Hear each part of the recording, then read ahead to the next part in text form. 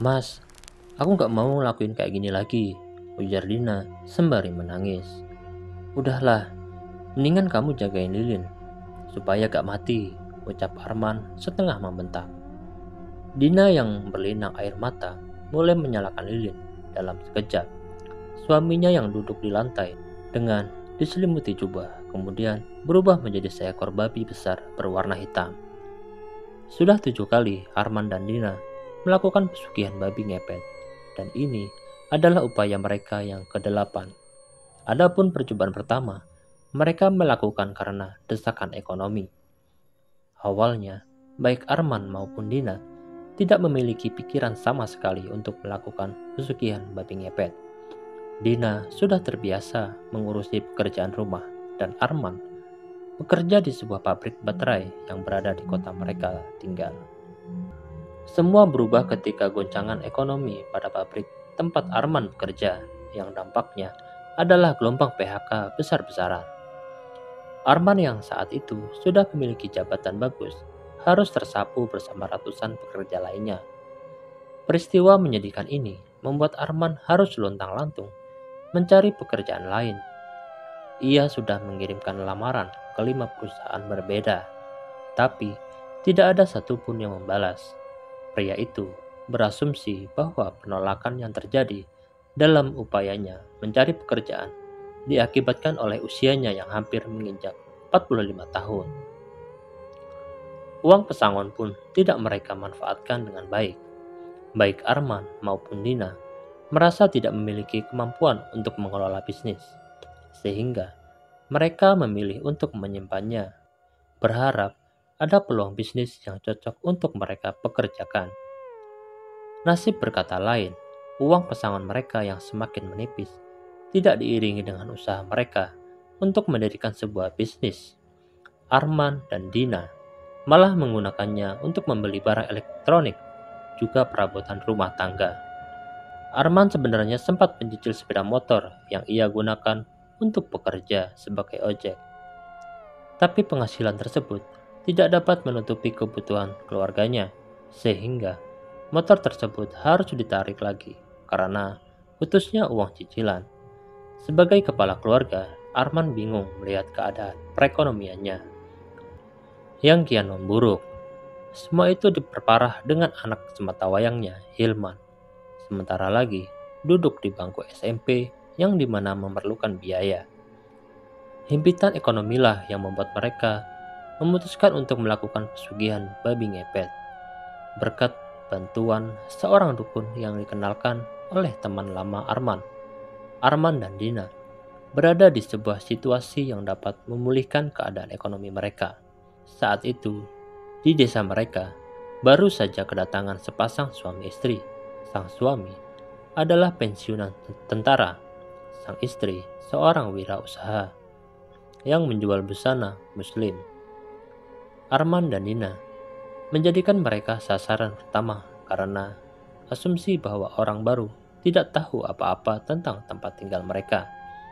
Ternyata benar saja, upaya pertama mereka tidak sesulit yang mereka pikirkan. Dalam waktu kurang dari 3 jam, mereka bisa mendapatkan hampir 10 juta dari rumah pasangan tua tersebut. Tidak ingin jatuh di lubang yang sama, Arman dan Dina sepakat untuk mempergunakan uang haram tersebut untuk membuka warung sembako, sisanya untuk ditabung. Semenjak pesugihan pertama, keuangan mereka berangsur membaik. Hilman dapat bersekolah dengan tenang dan pemasukan dari toko kelontong selalu bisa diandalkan setiap bulannya. Hanya saja, kedua hal itu tidak membuat Arman berhenti untuk melakukan pekerjaan setan itu. Sebelumnya, mereka sepakat bahwa mereka akan berhenti ketika keadaan mereka membaik.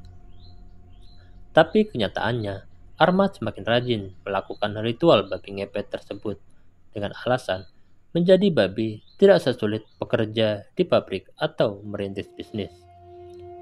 Dina sudah mencoba menghentikan Arman, mulai dari menasihati hingga memohon-mohon. Hanya saja, upaya yang sudah ia lakukan berkali-kali dibalas oleh pukulan atau tendangan berkali-kali. Tak jarang juga, Dina menjaga Tamaram Lilin dengan keadaan berlinang air mata. Seperti malam ini, ia sudah tidak tahan dengan perlakuan Herman terhadapnya, meski ia sungguh menyayangi keluarga kecilnya itu. Arman tiba di rumah sasarannya, rumah Ibu Jamilah.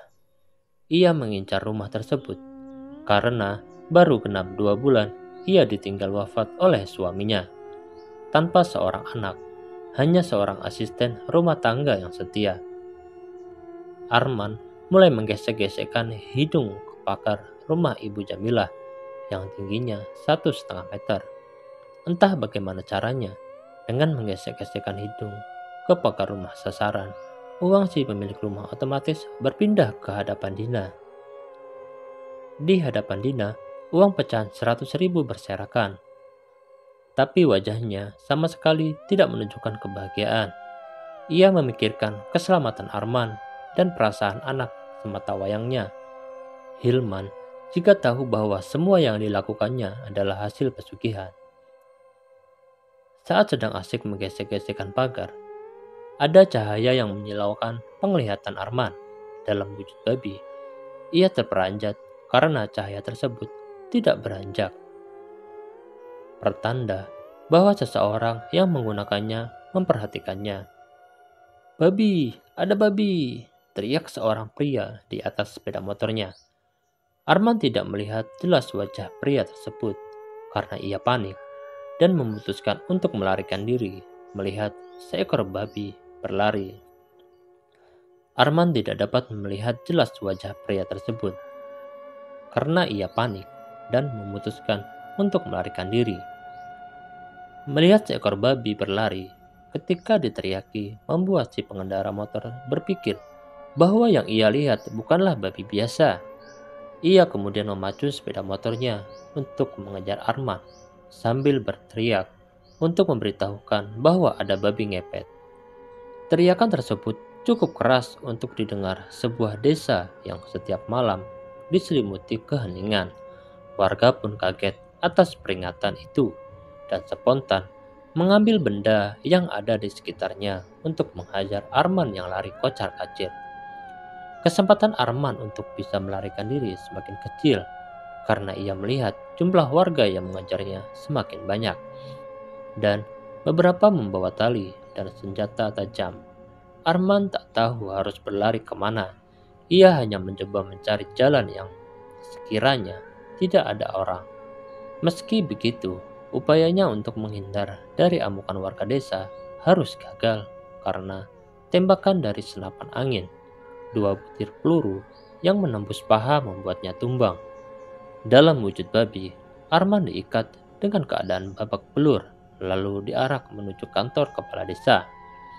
Apa yang Arman lihat sekarang ini mungkin adalah waktu-waktu terakhirnya, termasuk waktu terakhir bagi dirinya untuk melihat istri dan anak kesayangannya yang terlihat dari kejauhan, pergi membawa 2 tas dan 2 bungkusan besar tanpa ia bisa memanggilnya.